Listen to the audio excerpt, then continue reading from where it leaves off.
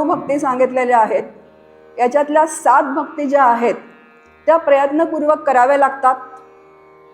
आणि सख्य भक्ती आणि आत्मनिवेदन म्हणजे या 7 भक्ती. आता एक जर आपण विचार केला तर ही प्रत्येक भक्ती जी आहे ती परिपूर्ण भक्ती आहे.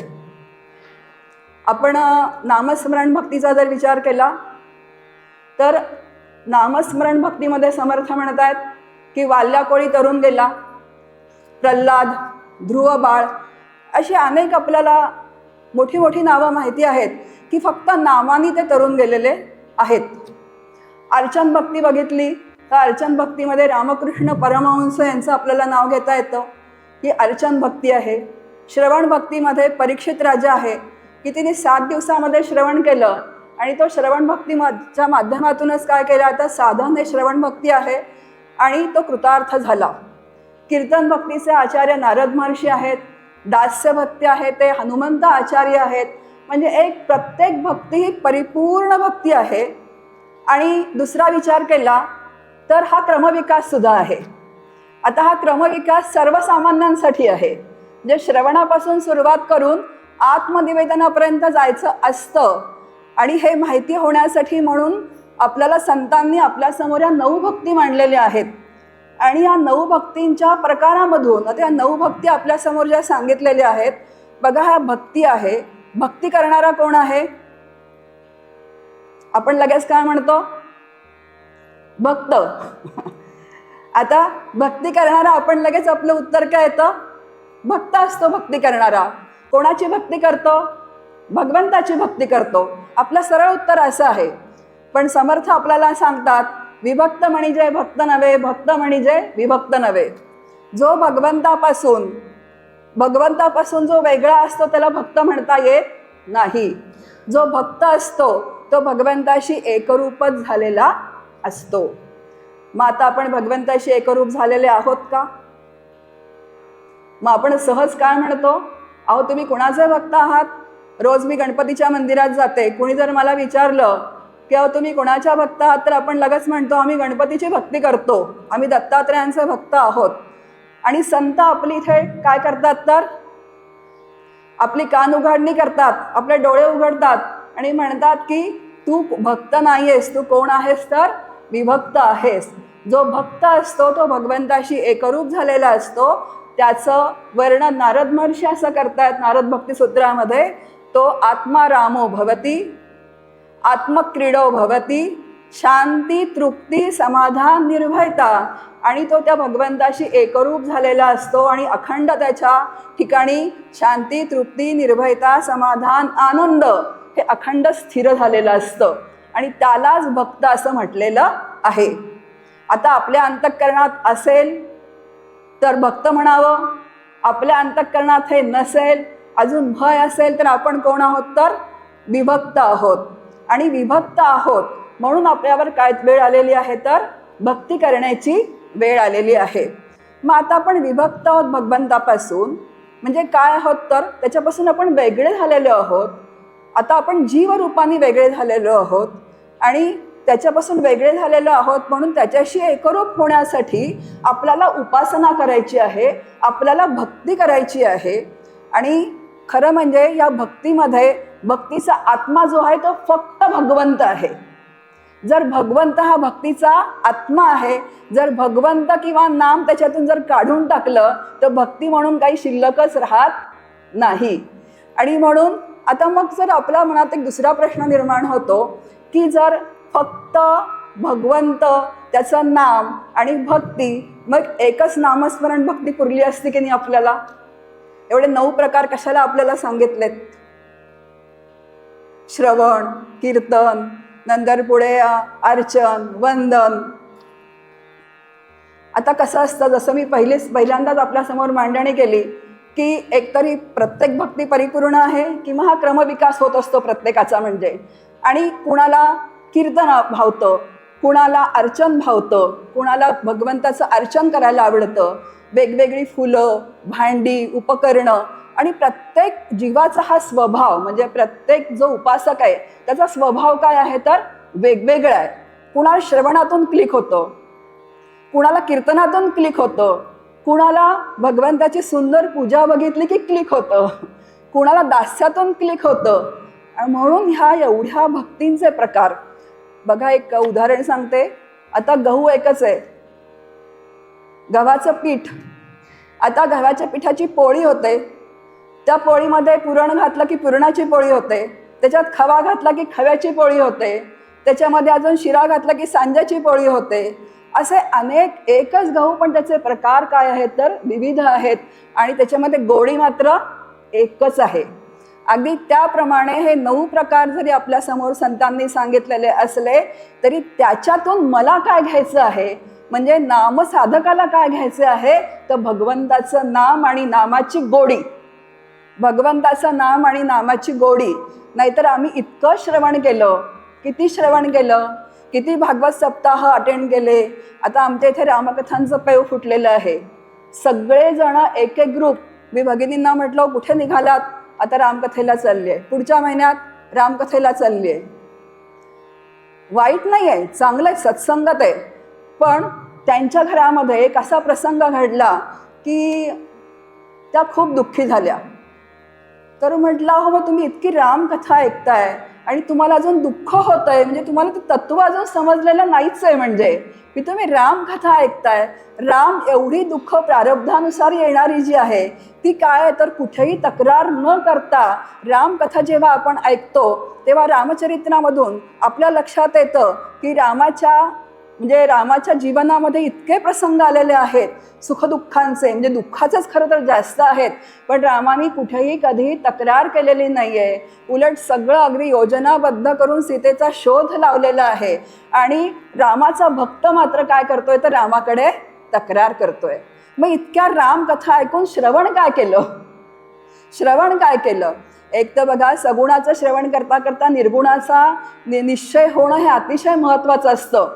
पण आधी सगुण कथा, कारण सगुण कथेचे सगळेजण अधिकारी असल्यामुळे सगुण कथा सुरुवातीला श्रवण करावीच लागते.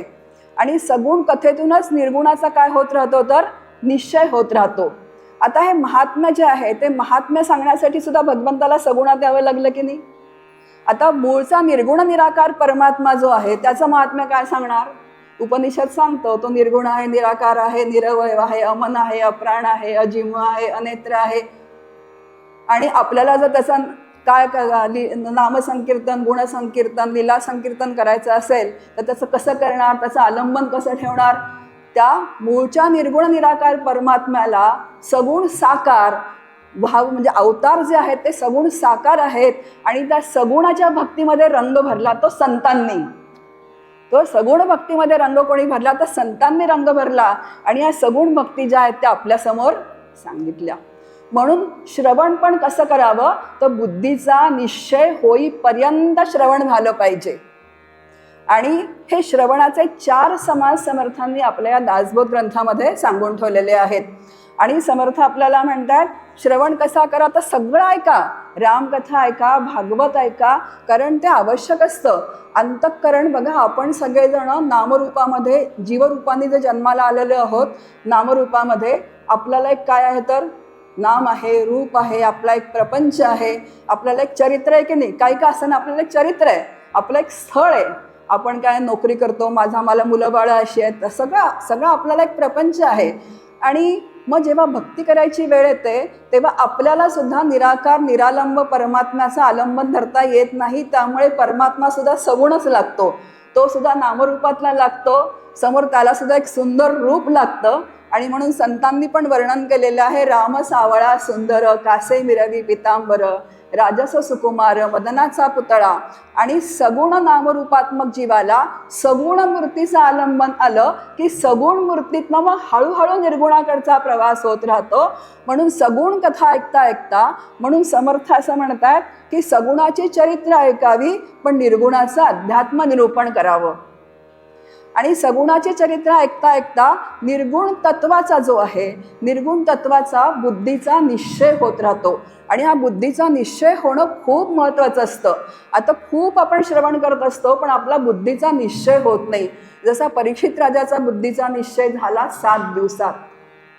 आपण किती श्रवण केले आत्तापर्यंत की नामाचं महात्म्य आम्हाला माहिती आहे. खूप आम्ही नामजप केलेला असतो, अजून करतो सुद्धा आहोत, पण तरी सुद्धा आपला बुद्धीचा निश्चय होत नाही.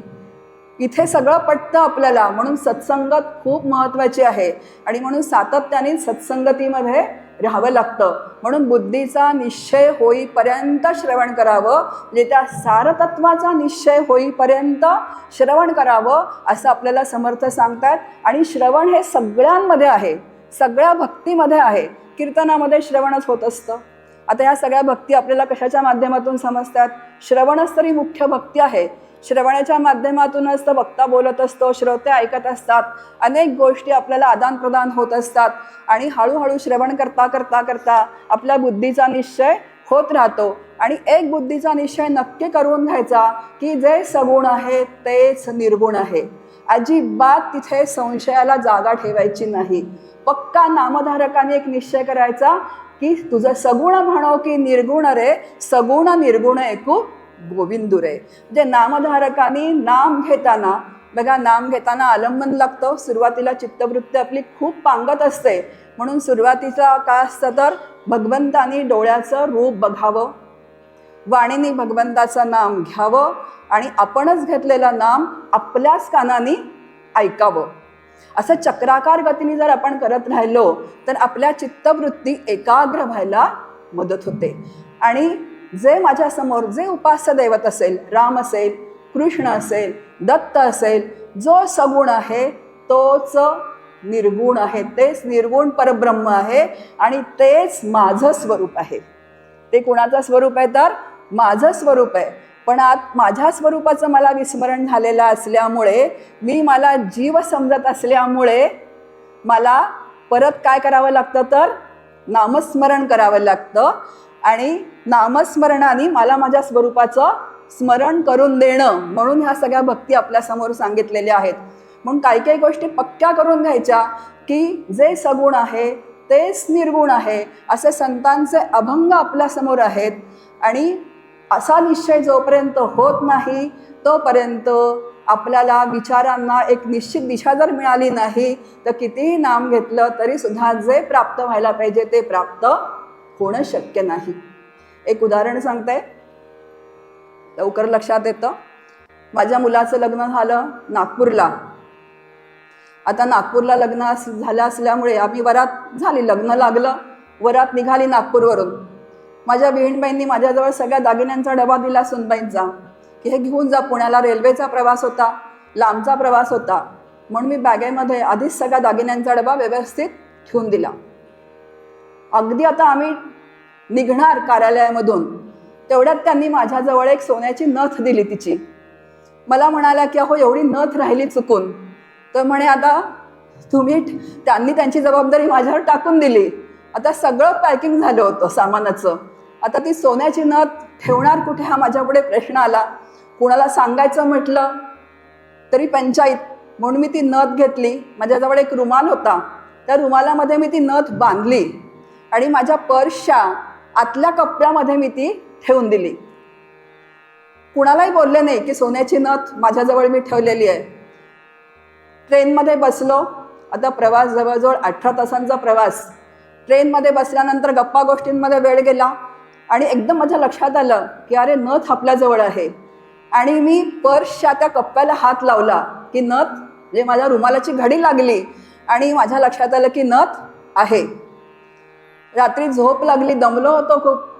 मध्यरात्री 2ला जाग आली आणि एकदम नथीची आठवण झाली. परत हात लावला, रुमालाची घडी लागली, नथ आहे. आता काय, कुणाला हात लावला मी? रुमालाला. निश्चय काय झाला? नथ आहे. मग आता असंच आहे, तुझं रुमाल म्हणू की नथ रे, रुमाल नथ ऐकू गोविंदू रे. तुझं सगुण म्हणो की निर्गुण रे, सगुण निर्गुण ऐकू गोविंदू रे. असा एक पक्का निश्चय करायचा आणि नामसाधनेला नामधारकाने बसायचं. डोळ्यांनी मूर्ती बघायची, सुंदर मूर्ती असावी. कानाने आपण घेतलेलं नाम ऐकायचं. आणि जो जीव आहे मी तो परमात्मा स्वरूपच आहे, त्या परमात्म्यापेक्षा अजिबात भिन्न नाही आहे. तत्व जे आहे ना ते एकच आहे. नामरूप वेगळी आहेत. कोणी कृष्ण म्हणेल, कोणी दत्त म्हणेल, कोणी विठ्ठल म्हणेल, कुणी शंकर म्हणेल, पण तत्व मात्र कसं आहे तर अगदी एकच आहे. आमचे डॉक्टर काका गमतीने असं म्हणतात की सगळे देव एकमेकांना आतून काय आहेत तर सामील आहेत, कारण ते तत्वरूपाने कसे आहेत तर एकच आहेत. म्हणून हा जो जीव जो आहे तो मूळचा परमात्माच आहे, आणि तो परमात्माच असल्यामुळे जेव्हा तो नामसाधना त्या भगवंताची करतो तेव्हा तो पण भगवत स्वरूप होण्याची व्यवस्था त्या ठिकाणी आहे. बघा, अजून एक लॉजिक सांगते.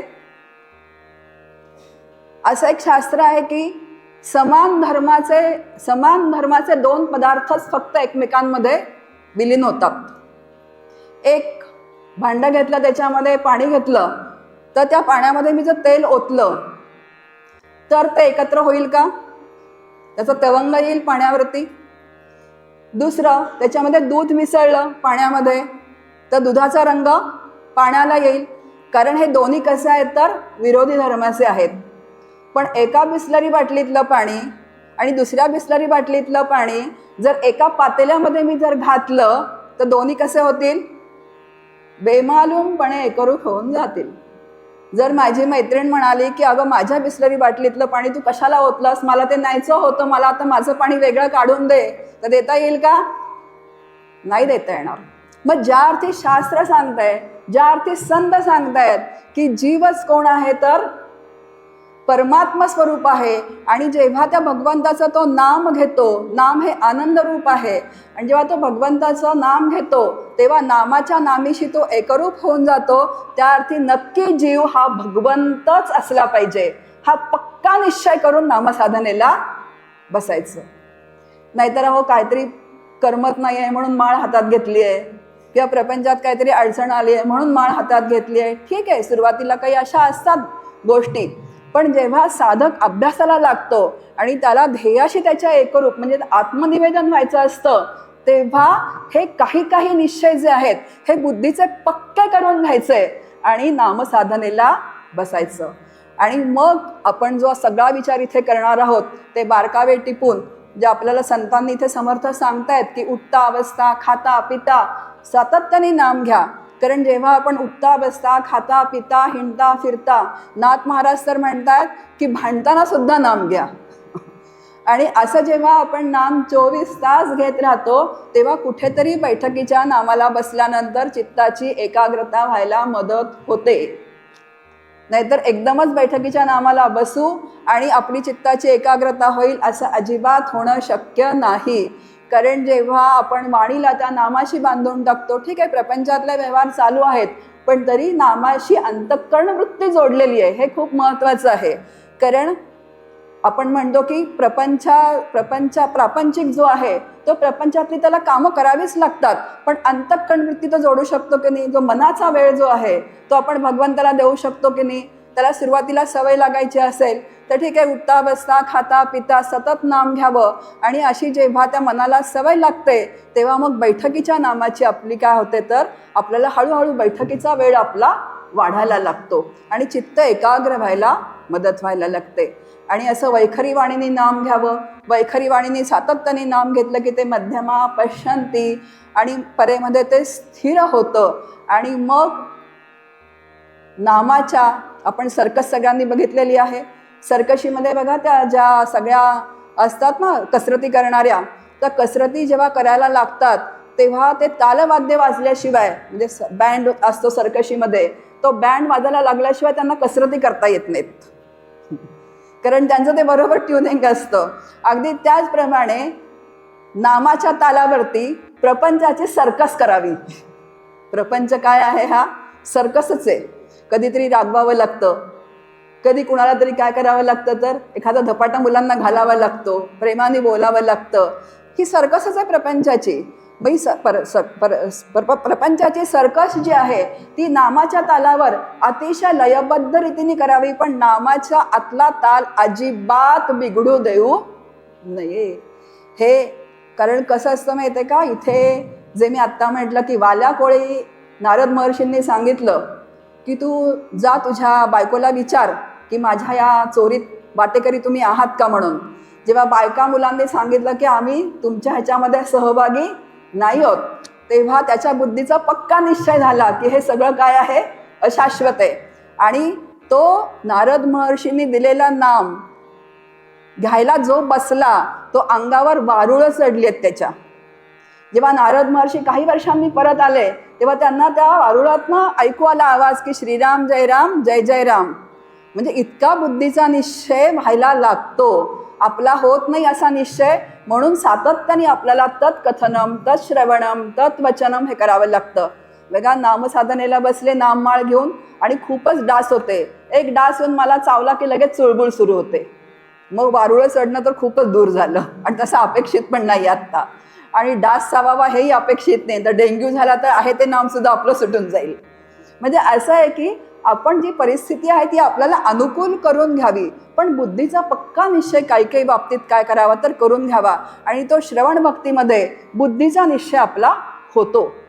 म्हणजे इथे समर्थ सांगतात की ते सार तत्व जे आहे, ते निर्गुण तत्व जे आहे, ते निर्गुण तत्व परब्रह्म तत्व जे आहे, जो नामाचा नामी, म्हणजे मी असं नाम घ्यावं की ते अंतःकरण अखंड त्या नामीशी जोडून राहिलं पाहिजे. आणि जेव्हा ते अंतःकरण नामीशी जोडून राहतं ना, तेव्हा अंतःकरणामध्ये आनंदाशिवाय दुसरं काहीही राहत नाही. म्हणजे आनंदाची जी आहे ती अनुभूती त्या अखंड त्या अंतःकरणाला येत राहते. आणि हे प्रमाण आहे. काही कोणाला विचारायला जाऊ नये, माझ्या 13 माळा झाल्या, माझी वही भरली, माझा काय अजून मी किती नाम घेते, कुठल्या ग्रुपला जॉईन झाली आहे.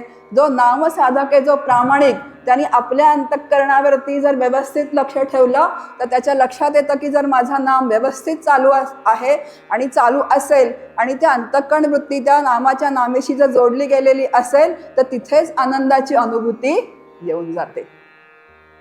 हे आपलं आपलं प्रमाण. आणि असं सातत्याने करत गेलं की तो पिरियड वाढत राहतो आणि हळूहळू हळूहळू त्या अंतःकरण आनंदरूप व्हायला काय होते. तर बघा, आता पुढे कीर्तन भक्तीमध्ये पण समर्थ आपल्याला तेच सांगतायत. जसं मी आत्ता म्हटलं की प्रत्येकाचा पिंड वेगळा आहे आणि म्हणून 9 प्रकारे भक्तीचे आपल्यासमोर ठेवलेले आहेत. आता मी सदाशिव पेठेमध्ये राहत होते, लक्ष्मी रोडच्या मागे माझं माहेर होतं. आणि त्याचा एक फायदा आम्हाला होता की शनिवारजवळ गोविंद स्वामी आपल्यांची कीर्तनं सुरू असायची. अखंड खुद्या मुरलीधर, रहाळकर राम मंदिर, तुळशीबाग राम मंदिर, इथे अखंड कीर्तनं सुरू असायची. आणि कीर्तन म्हटलं की आम्ही जाऊन बसायचो. भले काही कळत नसायचं, पण त्या कीर्तनाचे संस्कार जेव्हा तिथे झाले, मग मला त्या कीर्तन भक्तीतनं त्या भगवंताची इतकी गोडी लागली की मी लग्न होऊन चिंचवडला आले तरी प्रपंचात इतकी व्यस्त असताना सुद्धा जर आमच्या इथे मंदिरात कीर्तन आहे असं समजलं की माझे पाय तिकडे ओढायचे. कारण त्या कीर्तन भक्तीतनं ती माझी व्यवस्था तिथे केलेली होती. आता कीर्तन भक्तीमध्ये पण काय आहे तर नाममाहात्म्यच आहे भगवंताचं.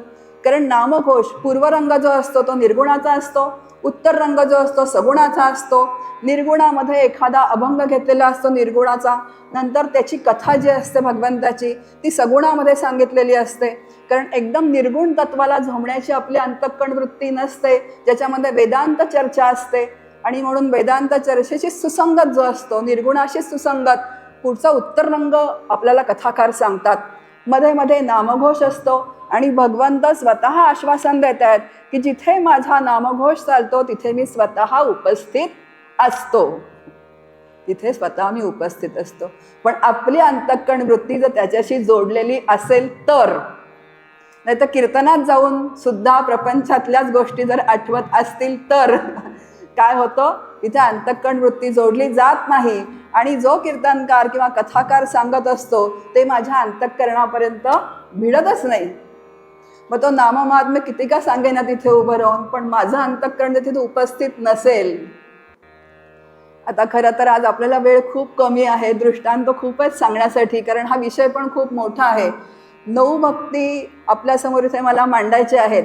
इथे जयश्रीताई नेहमी एक दृष्टांत सांगतात कीर्तन भक्तीसाठी की गावामध्ये कीर्तनं सुरू होती आणि सगळ्या भगिनी बंधू सगळे कीर्तनाला जायचे आणि एक भगिनी खूप प्रापंचिक, त्यांना असं वाटायचं की रोज हे लोक कीर्तनाला जातात, कीर्तनकार खूप छान आहे, अशी गावामध्ये चर्चा सुरू आहे आणि आता मी एक दिवस का होईना पण प्रपंचातले कामं उरकून कीर्तनाला जायचं असं त्या भगिनी ठरवतात. आणि सगळं घरात कुकर विकर लावून बिवून सगळं काय करतात तर कीर्तनाला त्या जाऊन बसतात. आता आपल्याला माहिती आहे की पहिला पूर्व रंग संपला की पुढे उत्तर रंग सुरू व्हायच्या आधी ते कीर्तनकार जे असतात ते नामघोष करतात. म्हणा श्रीराम जय जय राम किंवा पांडुरंग हरी विठ्ठल विठ्ठल, असा ते कीर्तनकार विठ्ठल विठ्ठल जय हरी विठ्ठल असं म्हणायला सुरुवात करतात. आणि ह्या भगिनी काही विठ्ठल विठ्ठल म्हणत नाहीत. आणि आता इतका नामघोष सुरू असतो, शेजारची भगिनी म्हणते अहो एवढा नामघोष सुरू आहे, तुम्ही का शांत बसला आहात, म्हणा की विठ्ठल विठ्ठल. आता ती भगिनी म्हणती आहे की अहो माझ्या नवऱ्याचं नाव विठ्ठल आहे पतीचं, म्हणून मी विठ्ठल म्हणत नाहीये. आता सांगण्याचं तात्पर्य असं आहे की त्या कीर्तनामध्ये सुद्धा जर आपण प्रपंचच घेऊन गेलो तर तो समोरचा जो इतकं नामाचं महात्म्य सांगतोय, त्या भगवंताची सगुण हरी कथा सांगतो आहे, त्याच्यात आपलं चित्त नसेल तर त्याचा काहीही उपयोग होत नाही. म्हणून मुख्य जो आहे की अंतःकरण नावाचा जो घटक आहे तो त्या भगवंताशी जोडला गेला पाहिजे, तो भगवंताशी जोडला गेला पाहिजे. नाही तर कितीही तुम्ही काही करा, त्या अंतःकरण जोडला गेला नसेल तर कितीही तुम्ही काय म्हणू आपण, तो परमार्थाचा काय होतो तर प्रपंचच होतो. खरं सांगायचं तर परमार्थाचा प्रपंच होतो. फक्त बाहेरच्यांना असं दिसतं की यांनी किती शिबिरं अटेंड केली, यांनी किती प्रवचनं ऐकली, यांनी कीर्तनं किती ऐकली, किती नामजप केला, पण जे त्याच्यामध्ये स्वार्थ माझा आहे, जे मला मिळायला पाहिजे ना ते मला मिळत नाही. खूप मोठं नुकसान कोणाचं आहे तर ते माझं आहे. म्हणून कीर्तन भक्तीमध्ये पण काय तर नामस्मरणच आहे आणि ते तत्वच आपल्याला इथे जे आहेत ते समर्थ सांगतात. आणि पुढे आपल्यासमोर पादसेवन भक्ती जी येते, त्या पादसेवन भक्तीमध्ये सुद्धा आता इथे समर्थ असं म्हणतात की पादसेवन म्हणजे श्री गुरूंच्या चरणांचं सेवन म्हणजे पूजन.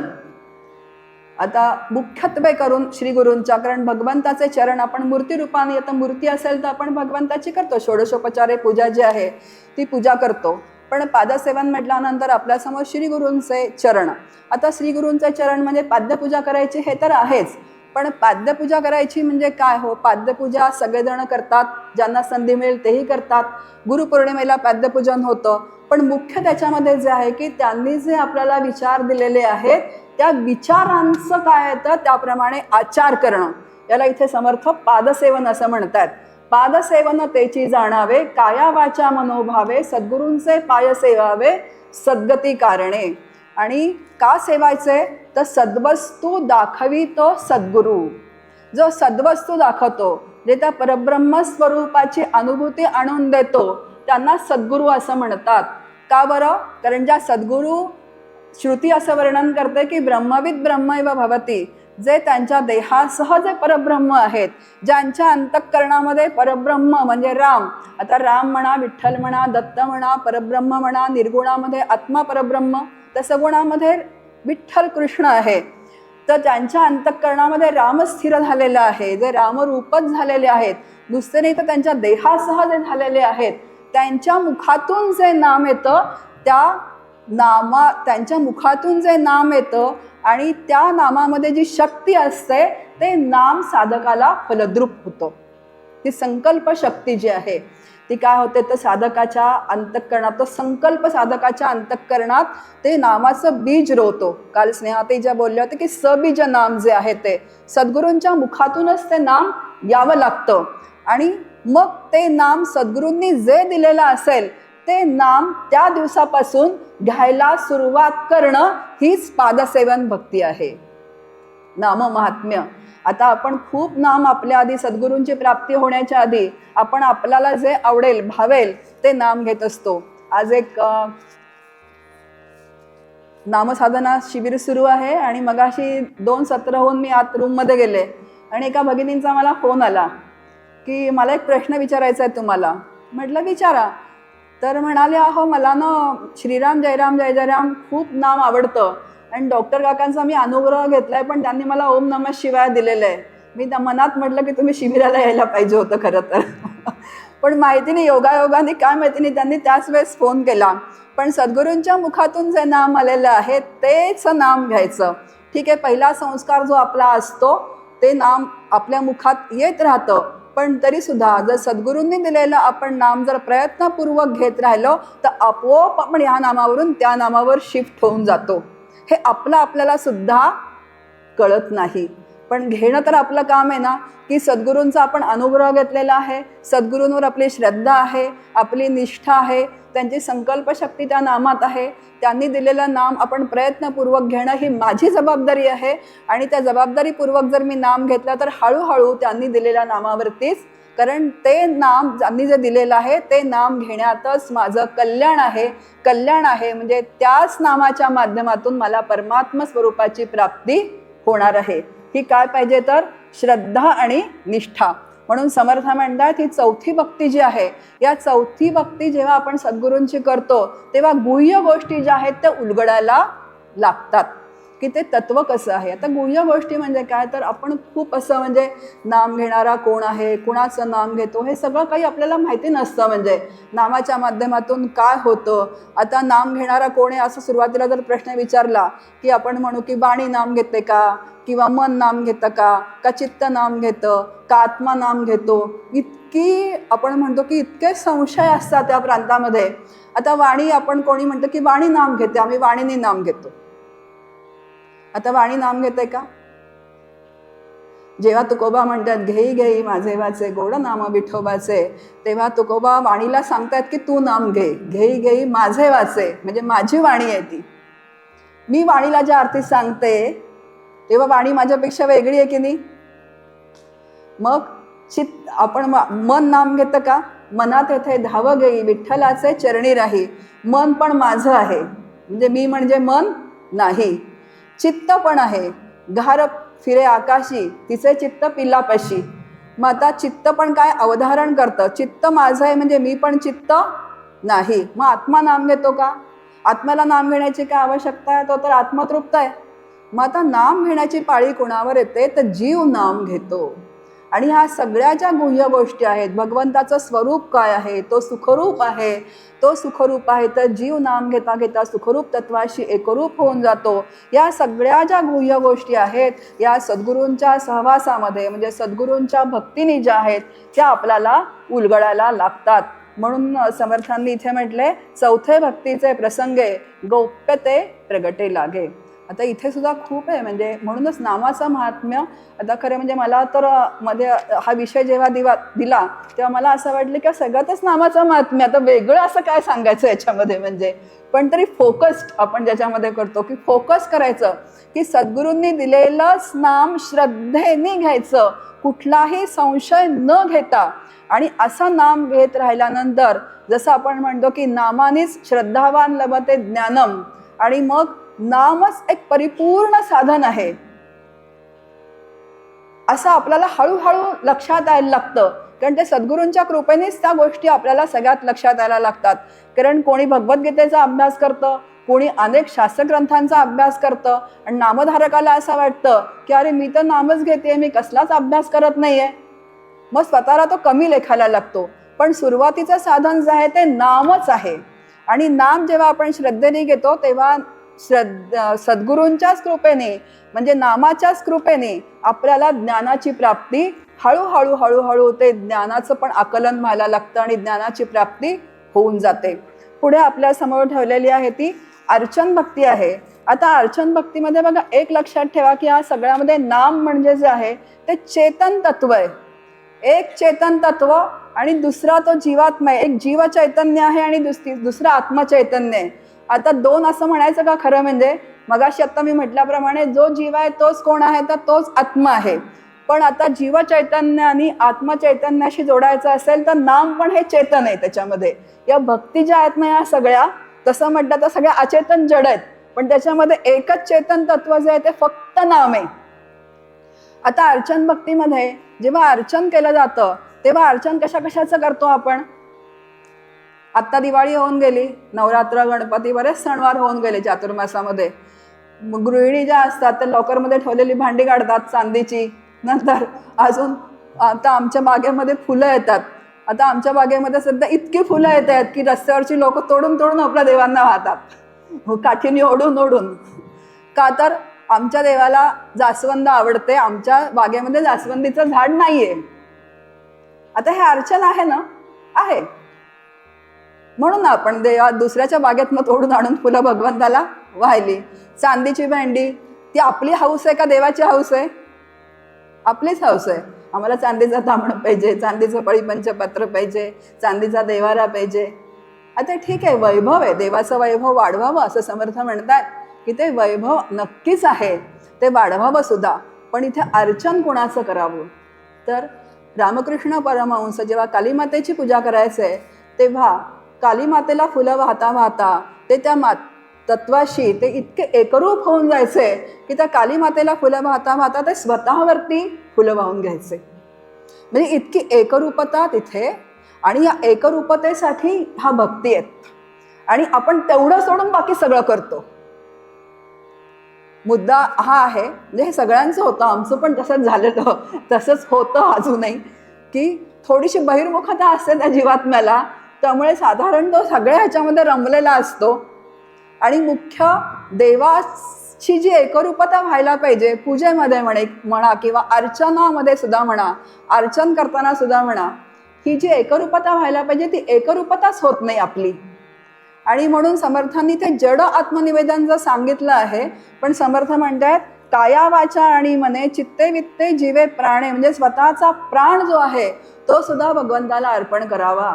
बरं, जड आत्मनिवेदन म्हणजे वस्तू असोत नसोत, पण समर्थ म्हणतात मानसपूजा करा. हो, मानसपूजेमध्ये तर तुम्ही काही कितीही गोष्टी आणू शकता, त्याला काहीच मर्यादा नाही आहे. अगदी हिऱ्यांचा हार मला परवडत नाही आहे, पण हिऱ्यांचा हार मी घालू शकते देवीला, हिऱ्यांचा हार घालू शकते मी कृष्णाला. पण तिथे मुख्य जो भाग आहे तो अंतःकरण जोडण्याचा आहे. आणि भक्तीमध्ये अंतःकरण जेव्हा भगवंताशी जोडलं जातं तेव्हा त्याच्याशी एकरूप होतं, तेव्हा तो अंतःकरण नावाचा घटक जेव्हा स्वतःला विसरतो तेव्हा तो त्याशी एकरूप होऊन जातो. म्हणजे जीवात्मा त्या तत्वाशी एकरूप होऊन जातो. आता ह्याच्यामध्ये नाम आहेच की नाही, पण नामाच्या म्हणजे विविध प्रकार हे आपल्यासमोर हे भक्तीचे सांगितलेले आहेत. नाम तर ह्या भक्तीचा प्राणच आहे, म्हणजे भगवंत हा भक्तीचा काय आहे तर आत्माच आहे. आणि म्हणूनच या भक्ती आपल्याला सगळ्या काय आहेत तर आपल्याला संतांनी इथे सांगितलेले आहेत. अर्चन भक्तीनंतर आपल्यासमोर सांगितलेली आहे ती बंधन भक्ती सांगितलेली आहे. आता बघा, बंधन भक्तीमध्ये सुद्धा कसं आहे की आता इथे समर्थांच्या ज्या आपल्यासमोर ओव्या आहेत की जिथे विशेष गुण दिसतात, नंतर जिथे काय आहे तर विशेष गुण म्हणजे आता मोठ्या मोठ्या व्यक्ती असतात, शास्त्रज्ञ असतात, खूप आपण आता टाटा वगैरे बघितले, आता रतन टाटा गेले, तेही एक विशेष व्यक्ती होती आपल्यामध्ये. अशा खूप विशेष व्यक्ती आहेत. आता त्या पण भगवंताच्याच विभूती आहेत, त्या भगवंतानीच आपल्या कल्याणार्थ इथे पाठवलेले आहेत. मग त्यांनाही नमस्कार करावा, कारण प्रत्येक जीवात्म्यामध्ये ते चेतन तत्व आहे. आणि आपल्या अवतीभोवती त्यांना आपण वंदन करू जे मोठे आहेत. नंतर संत साधू आहेत त्यांना आपण वंदन करतो, पण आपल्या घरात जे असतात त्यांना आपण वंदन करायला थोडे जिथे काय असतात दुर्गुण असतात तिथे आपण वंदन करायला कचरतो. पण त्याच्यामध्ये सुद्धा ते तत्व आहे. ते जे दुर्गुण आहेत किंवा जे काही गुणदोष असतील ते कुणाचे आहेत? जीवात्म्याचे आहेत. ते आत्मतत्वाचे नाही आहेत, ते भगवंताचे नाहीत. भगवंत तितकाच तेवढाच तसाच सगळ्यांमध्ये एक आहे. पण मी कुणाला वंदन करते? त्या जीवात्म्याकडे बघते आणि मग वाकायला नको वाटतं, असं वाटतं यांना का नमस्कार करायचा आहे, हे कोण आहेत. पण तिथे जर आपली काय असेल तर हा विचार जागा असेल, संत विचार, तर आपण लगेच वागतो. अरे हा जीवात्मा आहे, तो माझ्याशी कसाही का वागेना, कसाही का बोलेना, पण त्याच्या आत्मतत्वाला, त्याच्यातल्या भगवंताला मी नमस्कार करणार आहे. आणि जेव्हा असा सतत आपण नम्र होत राहतो तेव्हा नम्र झाला भूता तेणे कोंडिले अनंता. जिथे नम्रता हा गुण असतो तिथे त्याच्या अंतःकरणामध्ये भगवंत राहतो. म्हणून साधू संत काय असतात तर नम्र असतात. जयाचे हृदय भगवंत अचळ राहिला निवांत, तो सहजी बोलत ते ब्रह्मनिरूपण. ज्याच्या हृदयामध्ये अखंड भगवंत स्थिर असतो तो जे बोलेल ते ब्रह्मनिरूपण असतं. आणि हे कशाने येतं तर हा नम्रता हा गुण, ही दैवी संपत्ती भगवंतांनी सांगितलेली आहे. आणि असं आपल्याला जर नामधारकाला भगवत स्वरूपायचं असेल म्हणून वारकरी संप्रदायामध्ये बघा एकमेकांना नमस्कार करतात, कारण ती सवय लागावी म्हणून. पण सवय लागावी म्हणून नमस्कार करतो आपण, पण तिथे आतमध्ये आपल्या अंतःकरणात अहंकार निर्माण होतोय की नाही, किंवा आपण खरंच नम्र झालेलं आहोत की नाही, हे आपल्याला कळत राहतं.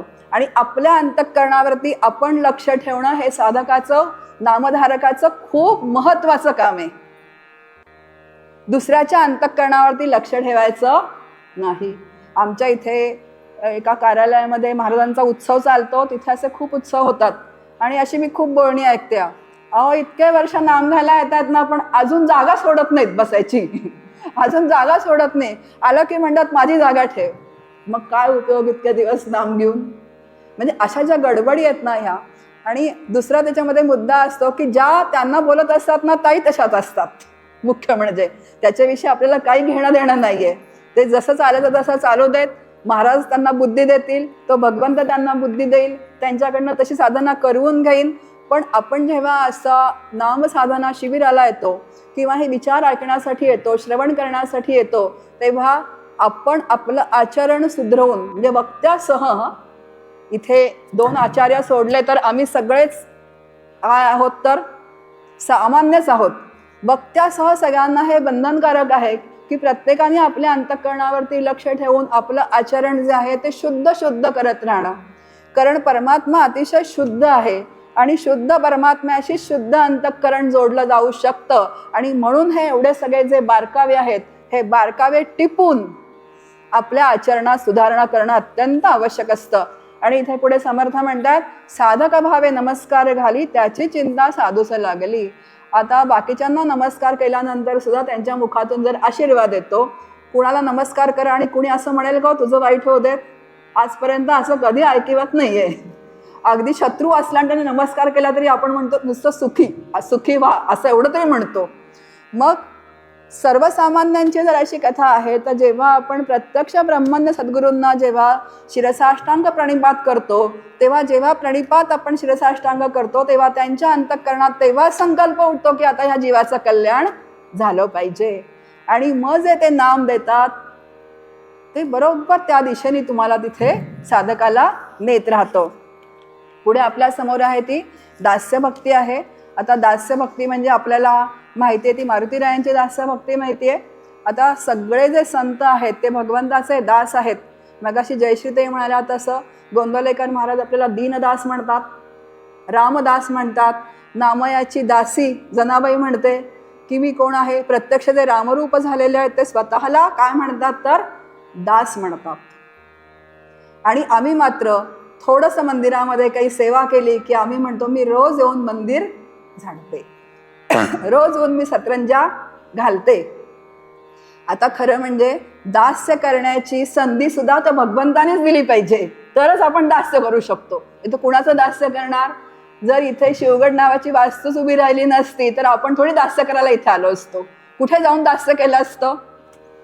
आपल्याला आपल्या सद्गुरूंनी संधी दिलेली आहे म्हणून आम्ही दास्य करतो आहे. आणि दास्य करून त्याचा अहंकार मिरवण्याचं कामच काय? म्हणजे इतकी दास्य भक्ती सुद्धा जे माझ्या वाट्याला आलेलं आहे ते व्यवस्थित अगदी नम्रतेने करणं, याला दास्य असं म्हटलंय. आणि जेव्हा दास्य होतं ना बघा, भगवंताच्या अंतःकरणामध्ये, म्हणजे मारुतीराय दास्य भक्ती करत होते पण मारुतीच्या अंतःकरणात रामराय होते, पण रामरायाच्या अंतःकरणात मारुतीराय होते. जिथे राम नाही ते मला काही नको असं मारुतीराय म्हणत होते. जेव्हा राज्याभिषेक झाला तेव्हा सीतामाईने दिलेला हिऱ्यांचा कंठा मारुतीरायांनी झाडावर बसून एक एक मणी फोडून बघितला की त्याच्यामध्ये राम आहे का. कुठल्याही त्याला मण्यामध्ये राम सापडला नाही. खालचे लोक म्हणतात, सगळे जे बसलेले होते ते म्हणे हा काय वेडाबिडा आहे का, एवढा मौल्यवान कंठा फोडतोय. मारुती म्हणतो त्यात रामच नाही तर मी तो कंठा घेऊन करू काय. आणि तितकाच हे रामाला माहिती होतं, पण कारण रामाला माहिती होतं की मारुतीरायाची दास्य भक्ती कशी आहे ती.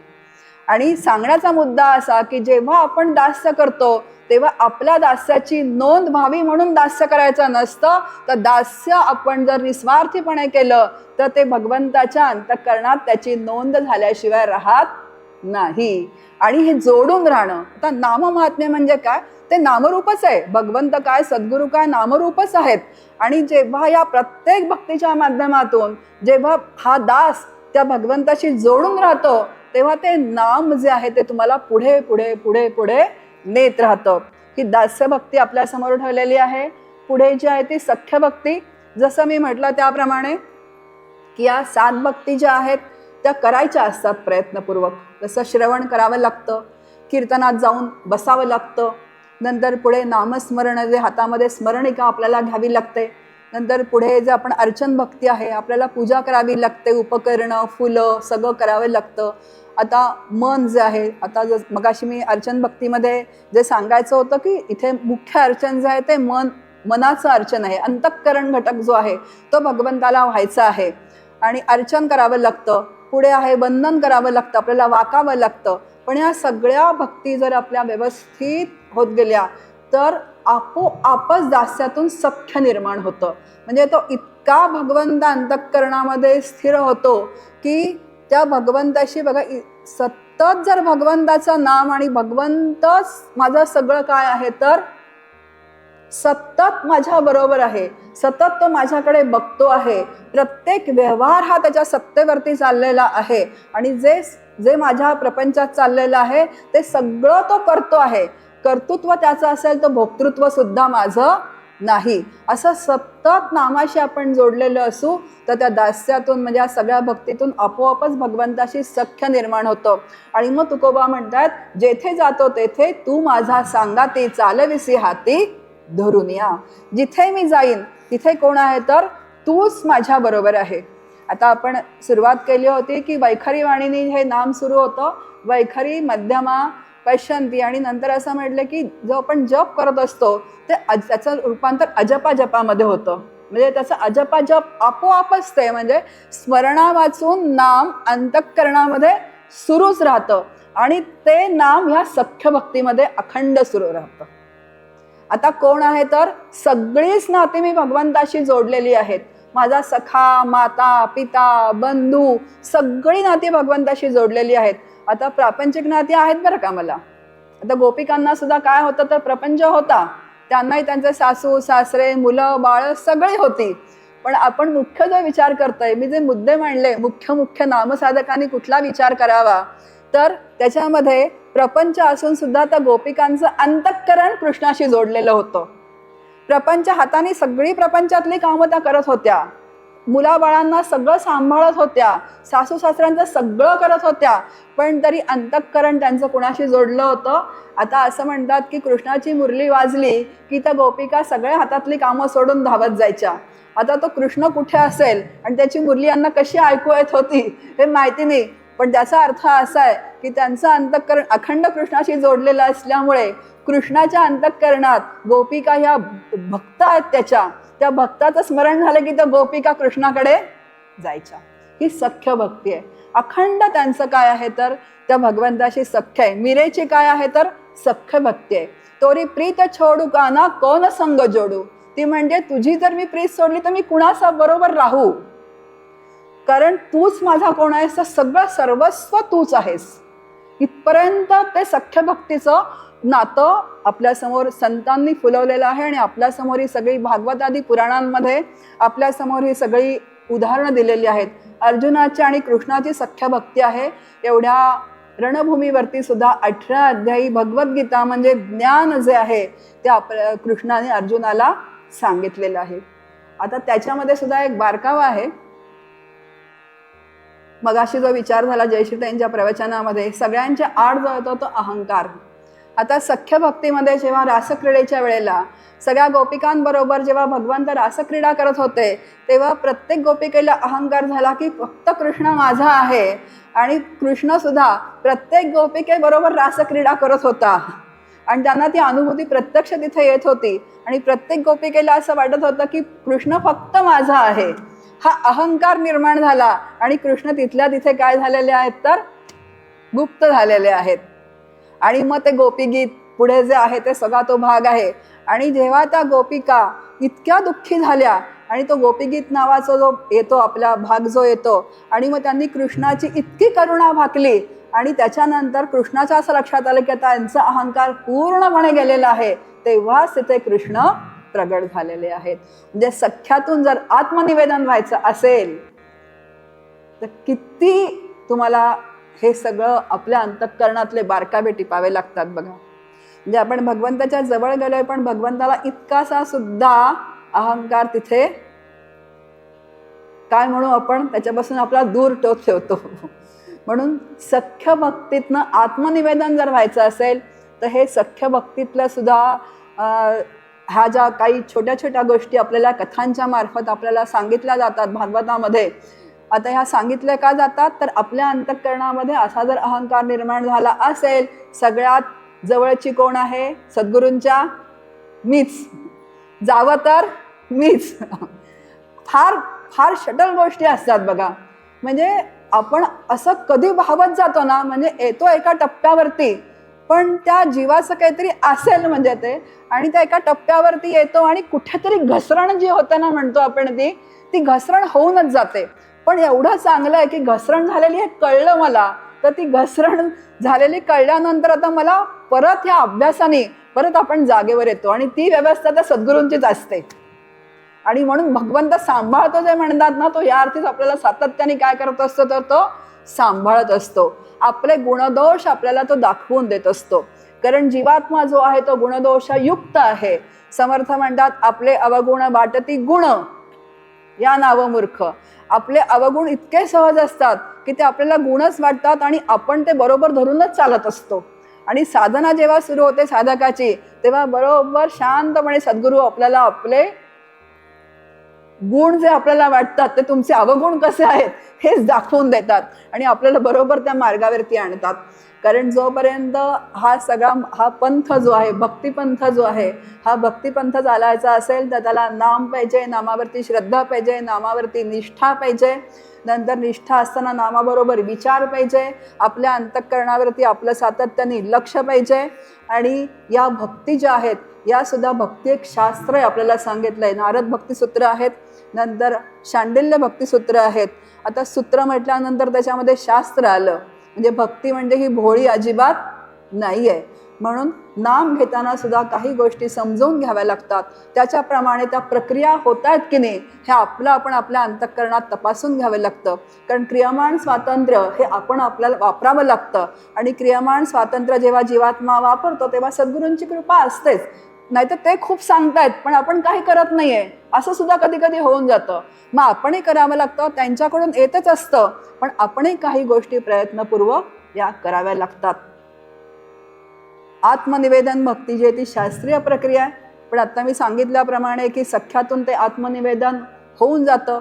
त्वमपद जीव जो आहे तो वाच्यार्थाने, जो लक्षार्थाने कूटस्थ चैतन्य आहे, आणि तत्पद जो आहे तो ईश्वर आहे. लक्षार्थाने जो कोण आहे तर तो परब्रह्म स्वरूप आहे. बघा, जेव्हा जीवात्मा आहे, आता माझ्यामध्ये काय तर आत्मतत्व आहे, आणि ईश्वर जो आहे या ब्रह्मांडामध्ये भरलेला ईश्वर जो आहे तो लक्षार्थाने कोण आहे तर तो कूटस्थ चैतन्य आहे. पण जेव्हा जीव ईश्वराची उपासना करतो तेव्हा ईश्वराचा रोल जो आहे तो फक्त उपासनेपुरता आहे. आणि जेव्हा ईश्वराची उपासना परिपूर्ण होते तेव्हा सद्गुरूंची कृपा होते, आणि सद्गुरूंच्या कृपेने आत्मकृपा होते, आणि त्वमपद जीव जो आहे तो तत्पद लक्षार्थाशी एकरूप होऊन जातो. अशी आत्मनिवेदनाची प्रक्रिया आपल्यासमोर मांडलेली आहे. अशी नवविधा भक्ती आपल्यासमोर मी मांडण्याचा प्रयत्न केला. आपण सर्वांनी शांतपणे ऐकून घेतलं. मी इथेच माझ्या वाणीला विराम देते. रामकृष्ण हरी.